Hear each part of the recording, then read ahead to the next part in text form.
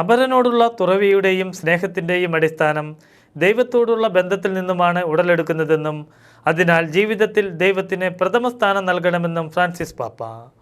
UK വംശജനും എഴുത്തുകാരനുമായ Austen ഐവറിയുടെ ഫസ്റ്റ് ബിലോങ് ടു ഗോഡ് എന്ന പുതിയ ഗ്രന്ഥത്തിന് എഴുതിയ ആമുഖക്കുറിപ്പിലാണ് പാപ്പ ഇക്കാര്യം കുറിച്ചിരിക്കുന്നത്.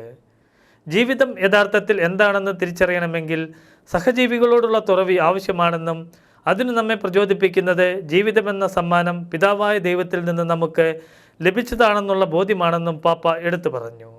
ദൈവത്തിൻ്റെ സ്നേഹം അതിൻ്റെ മൂർധന്യതയിൽ നമുക്ക് മനസ്സിലാക്കി തരുന്നത് തൻ്റെ പീഡാനുഭവത്തിലൂടെയും മരണത്തിലൂടെയും പുനരുദ്ധാനത്തിലൂടെയും ദൈവം നേടിത്തന്ന പോരാട്ട വിജയമാണ്.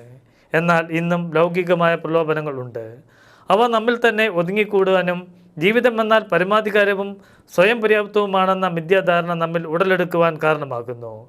ഈ പ്രലോഭനങ്ങൾക്കെതിരെ പോരാടുവാൻ സഭ നൽകുന്ന കൃപയുടെ നീർച്ചാലുകൾ, കൂദാശകളുടെ പരുകർമ്മങ്ങളും മറ്റു ഭക്താനുഷ്ഠാനങ്ങളും സഹായകരമാണ്. ഇപ്രകാരം ദൈവിക കൃപയിൽ ആശ്രയം വെച്ചുകൊണ്ട് ജീവിക്കുന്നവരാണ് യഥാർത്ഥ ശിഷ്യർ.